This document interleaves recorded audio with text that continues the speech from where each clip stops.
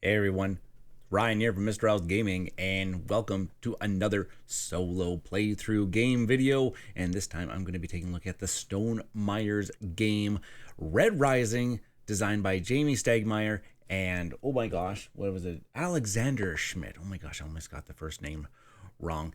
And yes, we are going to be doing the solo playthrough of this very neat, clever, hand management style game set in the universe of the Red Rising novel series, which I believe is written by Pierce Brown. If I was doing my research correctly, that's what it should have been.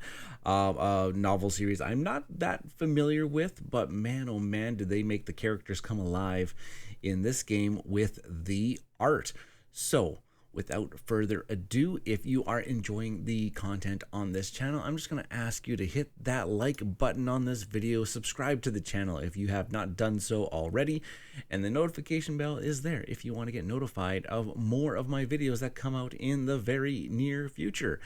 And also, I have a Ko-fi account. Yes, you can support the channel financially if you would like to. I want to upgrade a few different things along my way. I want to maybe upgrade equipment or subscribe to some services, and these things are getting a little expensive these days, so I do have a Ko-fi account, and thank you to everybody that has already graciously donated some of their funds to help me along my way. All right, without further ado, let's switch the screen on over into the gameplay area for Red Rising. And I'm just going to set the box down over here. All right, so we are all set up currently for a solo playthrough game. And so the solo playthrough, again, once designed by the Automa Factory, we are going to be taking on Tall Atoma. And if you are familiar with some of the Automa Factory's ways of handling things, this is a very Automa Factory run where we have a deck of cards that is going to simulate the actions of the Automa player.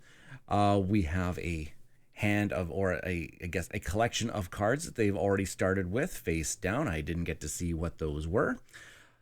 Our locations of Jupiter, Mars, Luna, and the Institute have been randomly assigned some values of A, D, B, and C, kind of depicting the kind of like what kind of actions or places that the Automa is going to be collecting cards from and putting cards onto. A being most likely the most, and D being most likely the least number of times that action spot is going to be activated. And of course, the Luna spot had a little bit of a special setup. Since there was, since the B card was there, we had to take a look at where the C card was. And so the Luna action for the Automa player is also going to gain a little extra benefit in this one's going to be the Institute for this game.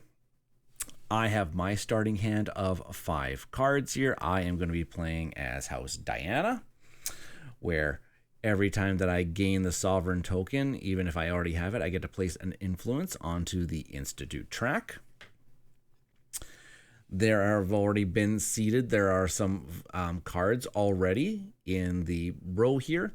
And you'll see that there's this even card tucked underneath our board. We had to take a look at the number values across the cards that were already selected. We had to see which one was the most, odds or evens. And in this case, actually, when I randomly laid it out, there was a tie. There was actually 4 odd cards and 4 even cards, 0 being counted as an even card. And so the rules say if there is a tie, you just go with even. That's going to play in effect for the scoring at the end of the game for the Automa player, as they are going to score bigger points for every card in their hand that has an even core value to it. They'll still score some points for the odd number, but they don't score as many. And I believe I'm going to be playing on the standard difficulty, which on the back of the rule book here, it's highlighted there, level 2. There's kind of the standard. They will get 6 points for every matching one, so for every even card, and they will only score 3 points for every non-matching card, so all the odd numbers in this case. The rest of the gameplay is kind of played out the same way for Red Rising, we take our turns as normal, as we could either be doing what they refer to as leading, which means we can deploy a card from our hand onto one of the 4 locations, and then we get to gain one of the cards from a different location. Or we can scout, which means we could, take the top card of the deck and put it into one of the action spots to gain that particular location's benefit. And the Automa is going to be run by this deck of cards, and this deck of cards is just essentially going to show us where are they going to put a card and where are they going to gain a card from, and whether or not they're going to actually trigger a action or not. That's essentially it. So we play the game just like in normal Red Rising, where you are going to be playing until the 3 conditions are met. Any player has 7 of these helium tokens. Any player that has reached at least 7 on the fleet track, or if somebody has at least 7 influence in the Institute, or if one player, so either me or the Automa, has reached 2 of those things, then the game is going to trigger the end. And of course, we're just going to be trying to combo the cards in our hand here to try to score as many points as possible. Helium is worth points, Fleet Track is worth points, Institute influence is worth points. We are trying to score more points than the Automa. So without further ado, I think let's get to things. I am absolutely horrible at this game, so let's see if I can actually beat kind of a computer opponent. I have the first player marker here, and I'm going to take a look at some of the cards. I am not going to read all the cards that have come out and that we're going to do. Rather just kind of do the cards that I'm actually going to play. There are so many different cards and there's so many different abilities out here that I can't explain all of them all at once.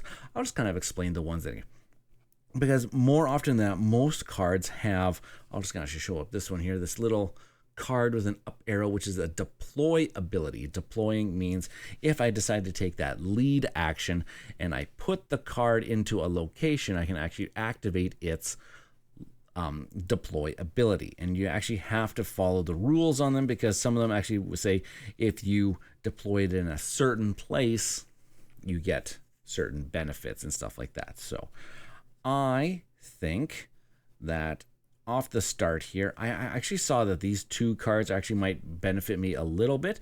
I'm going to try to keep these 2 around as much as possible and see how my strategy goes. One is actually going to score me 14 points right off the bat, but also get an additional 16 points if I have the most influence in the Institute. That is actually a goal that I actually want to try to happen anyways. And Invictus here has a core value of 19 points, and it's going to score me extra 16 if I am the most advanced on the fleet track, which is also something I want to do throughout the game. So I think those 2 I'm going to try to hang on and score their points a little while. And so these other ones in my hand, I do know that I am going to try to use their abilities. Like, you know what, I am going to deploy the Lawyer, and the Lawyer I am actually going to deploy to, I kind of want odd numbers up on the, I do kind of want odd numbers available for the Automa to select from, because they get extra points for having evens. So I'm actually just going to deploy them onto Mars, and their deploy ability says place 1 influence on the Institute. So I will do that right now. Right there. So there's my influence. There's already 3 random influences that are already of another faction, just kind of do be competitive. So as long as we can try to get above 3, that's going to actually be good. So I decided that I'm doing this lead, so I deployed a card, and now I gotta gain a card, and whatever card I gain, I'm actually going to be able to trigger that particular location's benefit. And the one that I am actually going to try that I want to gain is I will gain, you may gain a gold from this location if you do end your turn. Ooh, that's actually pretty good. But you know what? I think the one that I'm actually going to gain is I'm going to gain Gallipoli. I can always have tough to do that one. I gained it from the Institute, so I am actually going to put another influence into the Institute. Also, so that's kind of getting me towards my goal of this blue card where I want to have the most influence on the Institute track. All right, that is my turn. Now the Automa is going to take turn. They actually take 2 turns in a row. So we're going to reveal 2 cards off the top of this deck, and we'll follow them. So let's reveal the first one. Okay, so the very top card here says we are going to deploy a card to Mars. So they just take a card off the top of the deck and they will deploy it to Mars, covering up the one that I just had. And then the last one says they are going to gain a card from wherever location A is. And so that is this gold card here. That is an odd number. That is okay. And so when they gain it, it just goes on top of their deck. And then the little black star at the bottom there says they will gain the benefit of that location that they just gained from, which is Jupiter, which means they are going to advance on the fleet track. And they are already 1 ahead of me. And then we're going to reveal another one, which they are now going to deploy a card to, looks like the Luna location. So they'll deploy a card there. And then they will gain a card from the B location, which is the one that they, and the Automa does cheat a little bit. She likes to take, she can deploy and take from the same location, whereas we cannot. So they will take the card that they just deployed there. Luckily for us, that is another odd number. It's going to go on top. And they will also trigger the bonus of that location, which is they'll gain the sovereign token, and they will also gain a influence in the Institute. So now they have 1, and then there we go. That is their turn. Now it is on to my turn, and so that is exactly how a game of Red Rising is pretty much going to go. People are just this market of cards is constantly shifting, and we are trying to give us a position where we can try to combo and maximize our hand of cards so that we can score the most points and also try to gain these various benefits, putting these in influence, going up this fleet track, trying to gain some helium tokens so we can score as many points as possible. Alrighty then, I am going to, Gallipoli is actually pretty darn good. So is this, but I do not have the sovereign token, so I'm not going to do that one. Banish any other card from this location. If it's Obsidian, place 1 influence on the Institute. Ooh, that's actually pretty neat. I might actually try that one. So I am actually going to put, yeah, you know what? I'm going to do this. I'm going to deploy them to Jupiter, and I'm going to banish any other card from this location. If it's Obsidian, place 1 influence on the Institute. So I am going to banish this card. Now I'm just going to have this little banished pile just kind of just off to the side over here. So I'll put him up there. And if it was Obsidian, which they were, yeah, that was an Obsidian card. You can't really kind of see it. I get an influence. So kind of see where I'm going with my strategy here. And now I'm going to get to gain a card, and I think the card that I am going to want to gain, you know what? I think I will gain, yeah, I will. I know it's leaving an even number exposed, and that's really risky, but I think I will gain this one so that I can take the Luna action, which means I gain the sovereign token. And whenever I gain the sovereign token, I get to place an influence on the Institute. So I'm actually really racking up the Institute points. All right, that is my turn. Let's see what Automa does. So they'll deploy onto B. They'll deploy onto B, and then they will gain a card from Jupiter. So they'll gain this card from Jupiter, and they will activate the Jupiter location, which means they gain another another advancement on the fleet track. And they'll go again, so they will deploy to location D, which is getting a ton of cards currently. And then they will gain a card from C, which is this one, which is another odd. I'm glad that they're grabbing a lot of odd cards, and they do not activate that particular location. Okay, well, there's not a lot of places to gain from, so let's see what I am going to do here. I think I am actually going to deploy Gallipoli here. So Gallipoli here says reveal the top card of the deck and then deploy it face up on another location. So I am actually just going to deploy it. I'm going to deploy her to Jupiter, which is reveal the top card of the deck. So I will reveal it, the developer, and I get to deploy it. What's its deployability? It says you may gain any other card from this location. If you do, end your turn. Okay. Well, I am just going to do this. I'm just going to actually just deploy it here. I'm not going to gain a card from that location just because I do want to take this one over. I am just going to grab this one from Mars.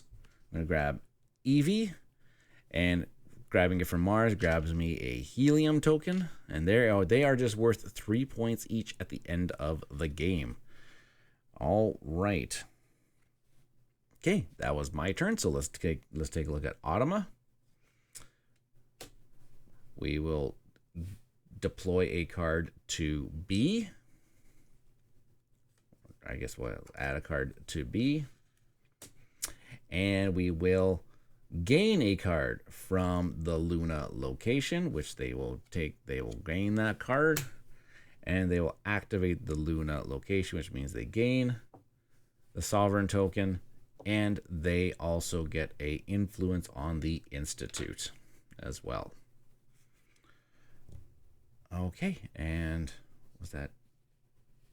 That was only just one, I think, right? Yes, that was only just one. So let's go another one, which is we will deploy to A. And then they will also gain from the Jupiter location. And no activation. If you're wondering kind of what these black arrows are, that is only indication if they are not able to gain a card. That kind of tells us which direction we need to go in order to find the next card that we're able to draft for the Automa player. Alrighty, so let's take a look at what I have brewing here.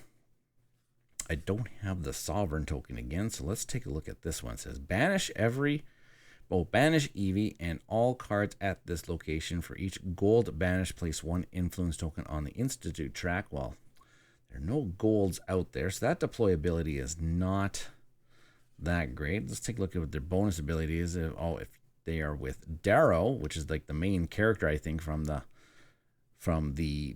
book series, they get an extra points. Okay, so I don't know exactly what I want to do here.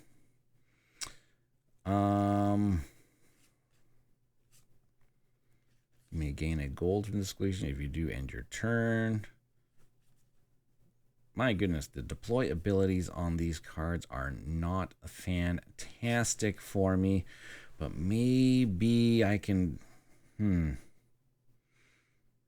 You know what? Actually, I think I'm actually going to try this. I'm going to try. It's risky because I may lose the card, but it may be beneficial to do it now. So I am going to do this. I am going to deploy Invictus onto Mars because it says if deployed on Mars, advance once on the fleet track. And then I am actually going to gain a card. I'm going to gain Gallipoli from Jupiter to advance on the fleet track again. Now I'm hoping that I might hopefully try to grab this one. It is the location D. They don't come up as much in the Automa deck, but I may have some bad luck on this one. So let's take a look here. So we'll deploy to A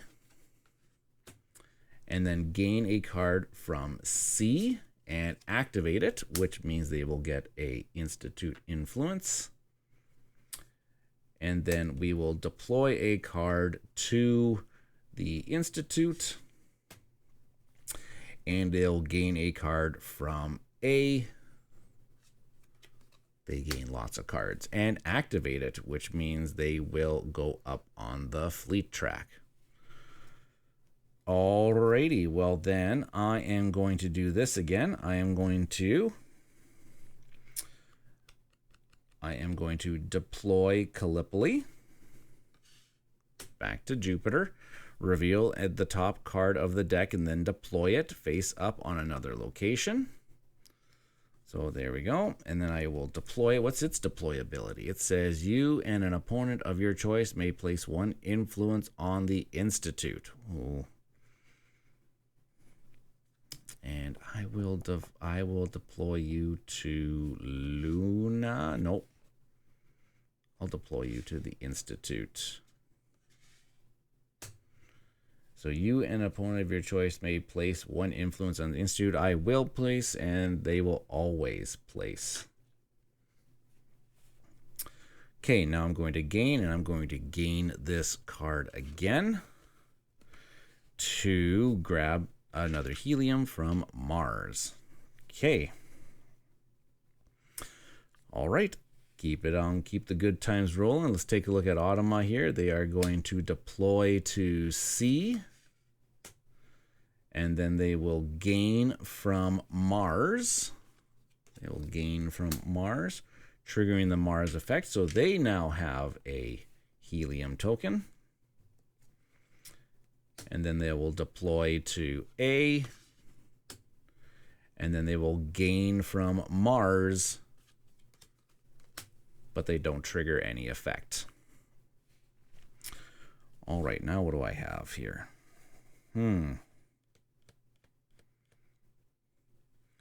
Let's take a look at who's all out there, because I want to maybe try to find some more synergies here. Try to find some synergies between them and my cards. Priestess doesn't really do me all that well, but I want to have the Sovereign token. Razor here, he's really actually good because they can be treated as any specific character at the end of the game. So actually, I could actually keep them around with Evie here. I could actually name them as Darrow, and yeah, I could actually treat them as Darrow, and therefore I would actually get the extra 15 points on Evie. There we go. That would actually be worth it.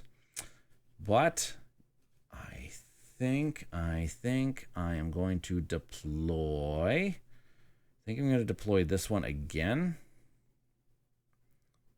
Deploy it on the Institute. Advance once on the fleet track.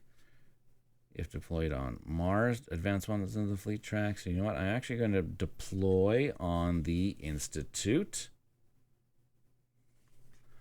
Oh wait, that's not the one. Oh, okay, yeah, no. I'm going to deploy on Mars. This one. Advance on the fleet track. That's kind of what I want to do. And then I am going to gain. Let's see here. Who else? What do we got going on here? Pretty good. If placed on Luna, reveal topic cards of the deck and place them under this card in any order. Wow.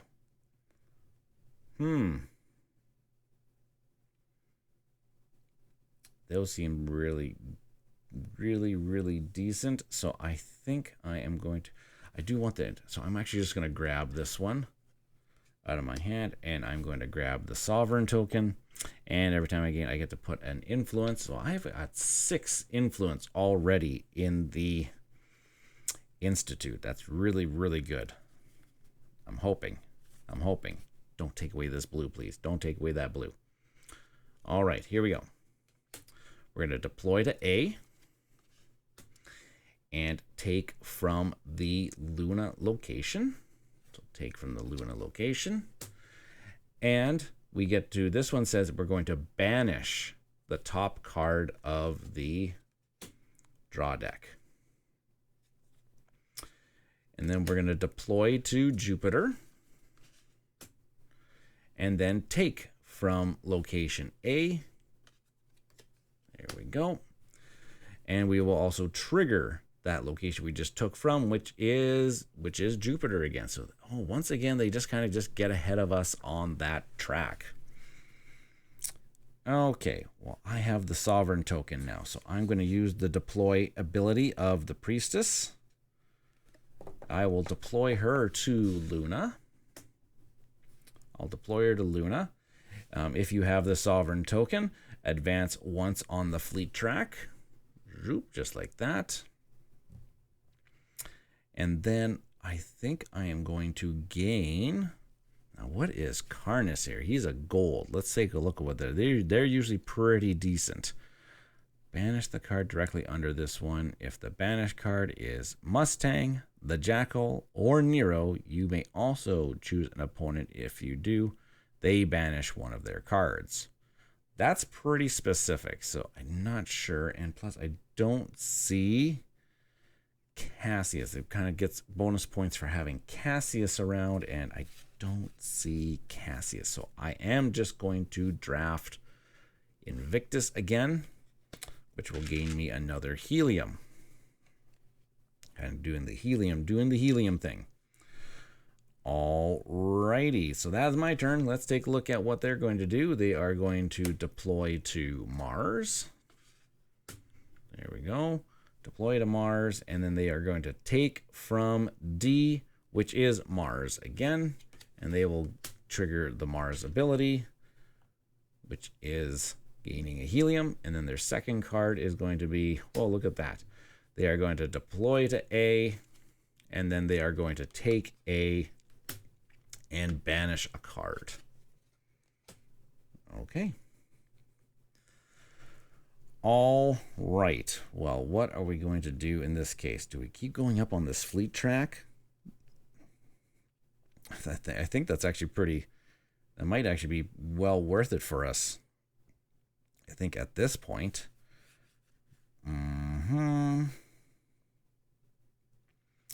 We haven't come across any violet cards, have we? No, we haven't come across any violet cards. Interesting. If deployed on Luna, reveal the top 2 cards of the deck and place them under this card in any order.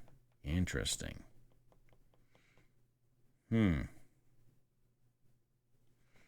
Well, I think I'm just going to keep trying to do this as many times as possible. I'm playing with fire, but I am going to deploy to Mars, which advances me on the fleet track, which now I am ahead currently.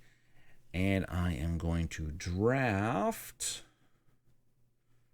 Oh gosh, I could draft the priestess again and then try that. Could keep pushing me up on that fleet track.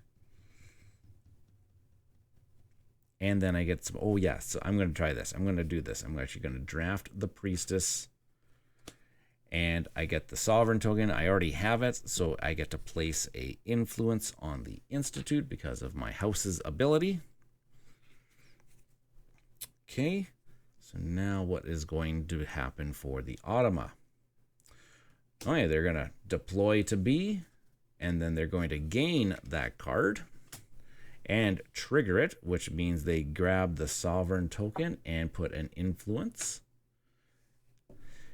And then they will go here again. They are going to deploy to the Institute. There we go. Oh, there's Nero. And then they are going to draft the card from C, which is actually the Institute already. So he's already gone. And they're going to trigger that location's ability, which is put in. So they are now at 6. I am at 7. So right now I am at 7.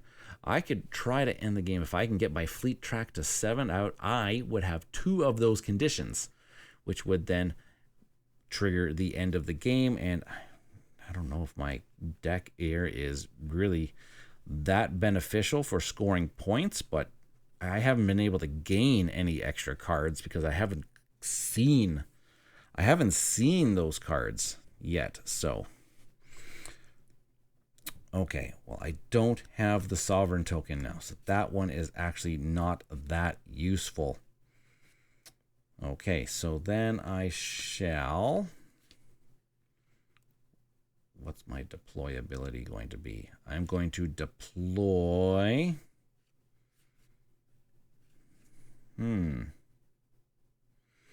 you know what? I'm actually just I'm going to deploy this Holo Designer, which says if deployed on Luna, which I am, reveal the top 2 cards of the deck and place them under this card in any order. So we've got Anatonia, and oh, we got 2 golds. Gain the Sovereign token, choose an. They're both odd numbers, which are actually pretty good. They banish one of their cards, then banish it. I'm gonna put them in this order underneath him, just like that. And then I'm going to gain this card back, which is going to get me a helium token because I drafted it from Mars. Okay. Oh, do you know what I forgot to do? I actually forgot to do the remove 4 cards. 2, 3, 4. It should always be random 4 that have been removed. I almost forgot to do that. So I'm just going to put those off to the side here, because we're getting down, because I think this is the last turn for the Automod before we have to reshuffle the deck. Oh yes, there's only 2 cards here. So we're going to deploy to Jupiter.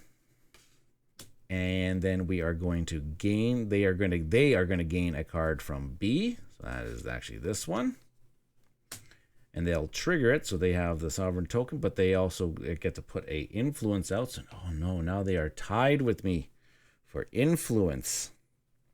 That's not a good thing, because now they have 7 on there. So if they ever get to 7 on the fleet track or 7 helium tokens, they could end the game. And then the last one here is going to be deploy to B.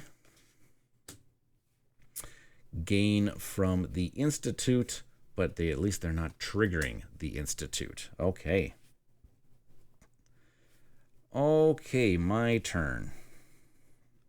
Still don't have the Sovereign token. Priestess really is not good for me. Not a great card for me at all. Let's take a look at who we all got here. We've got the Orator. Oh, an additional 21 points if you don't have the Sovereign token. There's a chance that I may not. But in order to get this card, I actually have to take the Sovereign token. Ooh, that is interesting. So I'm actually kind of banking that the Automa is going to actually take the Sovereign token away from me.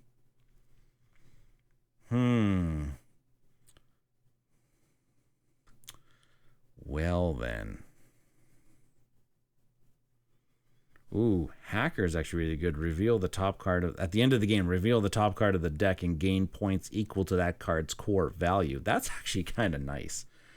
So do you know what? I'm actually going to deploy the I'm not getting the bonus here, but that's okay for right now. I'm going to deploy the Priestess over here. Oh gosh. Yep. Deploy the Priestess over there, and I'm going to gain the Hacker, which advances me once on the fleet track, getting me closer to 7. Okay, I'm going to do that. So now the Automa's deck is run out, so we are going to take those cards back in there. We're going to give this a shuffle and a how do you do, and we just kind of just keep on going. We're getting closer and closer to the end of the game. Each of us have 7 influence on the Institute. I am getting close to the 7 mark on the fleet track. I have 4 heliums already. All right, there we go. And we'll remove 4, 2, 3, 4 off of the Automa deck. And here we go. They are going to deploy to Luna. Oh, there's one of those violet cards. And then take from B. Dang it, because these violet cards are usually really good at getting you extra cards into your hand. They will trigger that location, which is Luna, which means they get the Sovereign token, and they also get to put an influence in. Oh no, now they have more than me, which now means this one card is now not that great, not that valuable to me anymore. And then we are going to deploy to D. Ooh, that seems like big points. And then take from the Institute. They'll gain that one from the Institute. And they also they put another influence out there. So this one card here of having the most influences actually might not be the card. Might not be the card for me. Okay.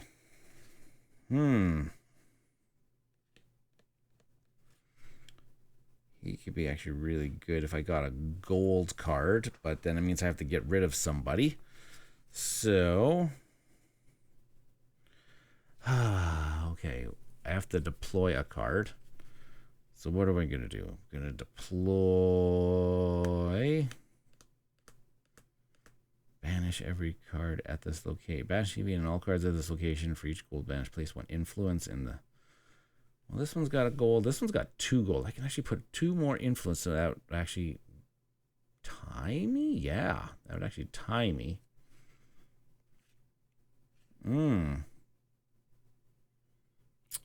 Yeah, do you know what?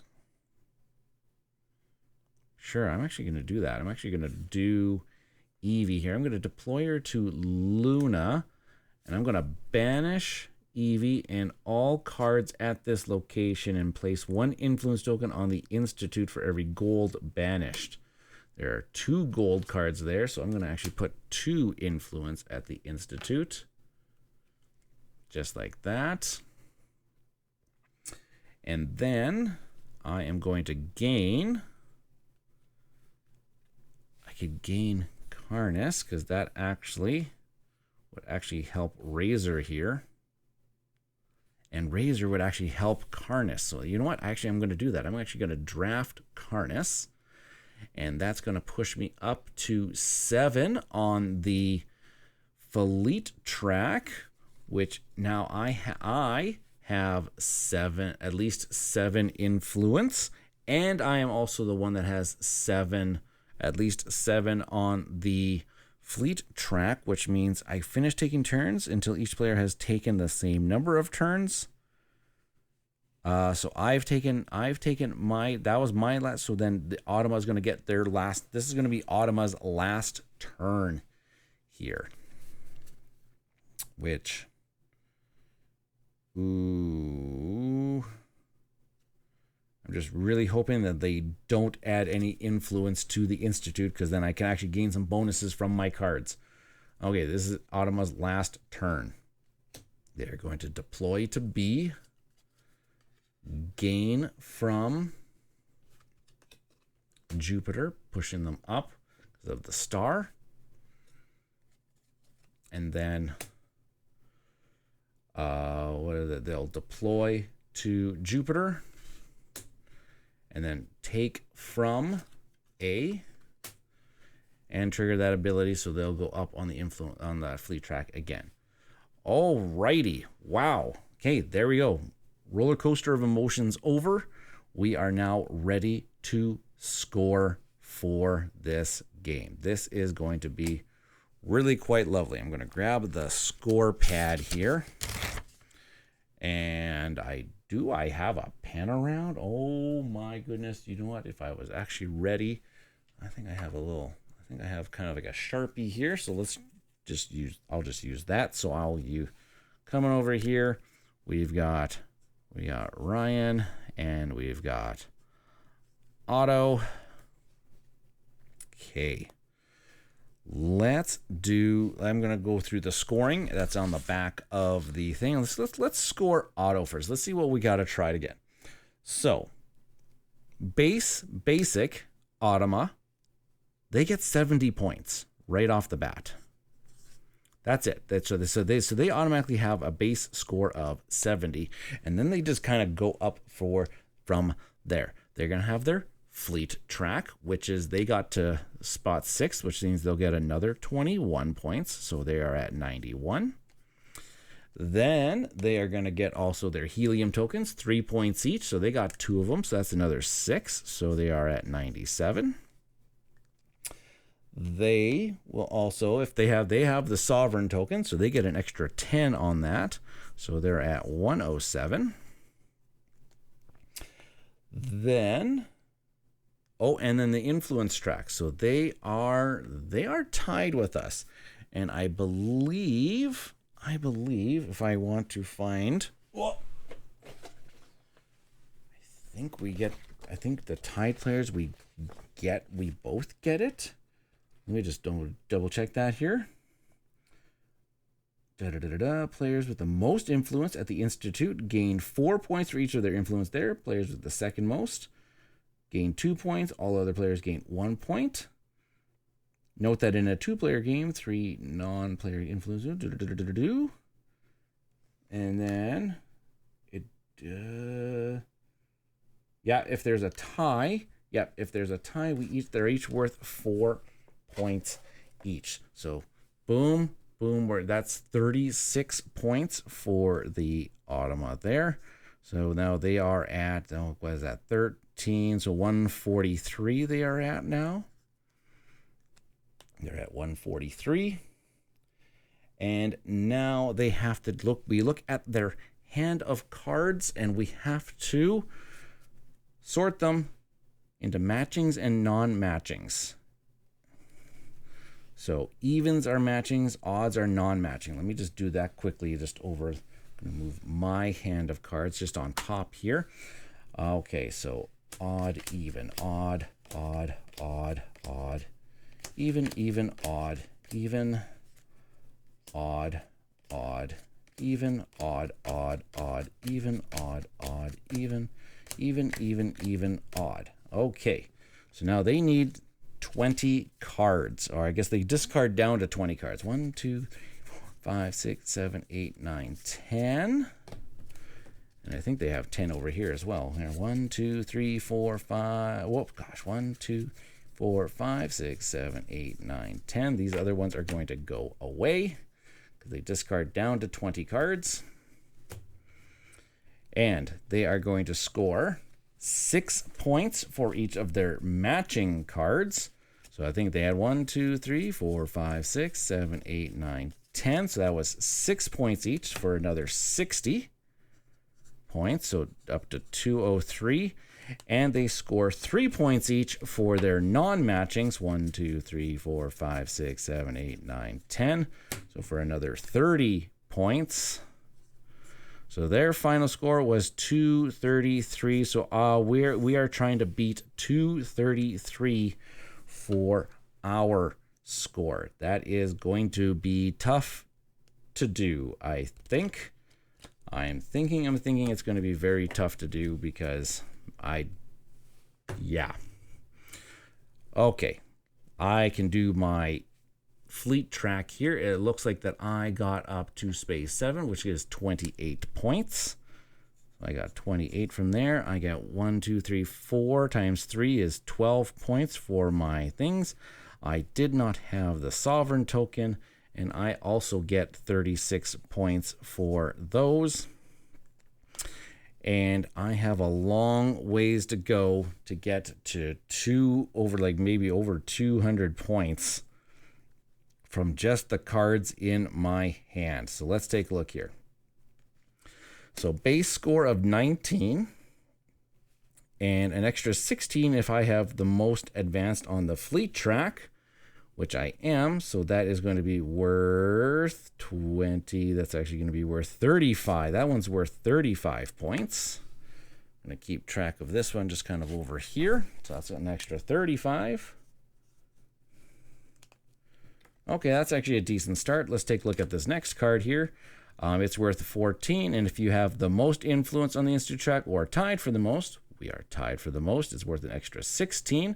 So I got 14. That's another 30 points for that card. Okay, so up to 65 on that one. Let's take a look at Razor. At Razor's worth base 17, and it's an extra 13 if with a gold. I do have a gold in my hand, and no obsidians, so that is another 20. That's another 30 points for that card. Okay, so I'm up to 95 on cards. I'll do the gold here. It says he's worth 15 points, but 30 extra points with Cassius. So I will use Razor's End of game ability. You may treat this card as having the same name as any specific character. I'll say he's worth Cassius. So that's 45 points. So another 45 points. So 13, that's 140 points for my cards so far. And then Hacker is worth 15 points. So I'm up to 155. And then I get to also, because of Hacker, I get to reveal the top card of the deck and gain points equal to that card's core value. So I will reveal, oh gosh, I put 10 cards on top here. Did I put them all? 1, 2, 5, 6, 7, 8, 9, 10. Is that's all? Oh, no, I did not put them on top. Okay. So I'll reveal this one, and that is an extra 13 points. So 168 for cards. Oh dear. I don't know if I got to the two. Did I get to the 233? Let's take a look here. So 28 and 12, that's another 40 points. 40 and this one, that's 208. 208 plus 36 would be 244. I actually did do it. Wow. So close by 11. I actually didn't think that my cards were worth that much. I didn't think so. Wow. Okay. Awesome. Just squeaked it out against the Automa. Perfect. What's the next level on the Automa difficulty? Ooh, Lurcher. 8 points for matchings, 4 points for non-matchings. I don't think I would have got it on that one. That's an extra. Those are extra points there. Whew. Okay. That is how you play Red Rising with the solo Automa. That was actually delicious. That was fun. Really fun, and actually kind of snappy too. When it comes down to it, once you kind of figured out that the Automa decks are always so really intuitive. They make it really simple and really simulates that gameplay of things are just kind of, they're just always changing. You never know exactly what's going to happen or who's going to draft what or who's going to put a card on where.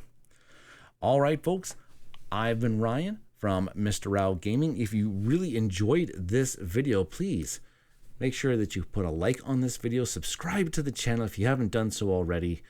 And if you want to support me at Ko-fi, go ahead. There's the link there. The link is also in the description of this video. Every little donation does help the channel hopefully grow in a little bit in the near future.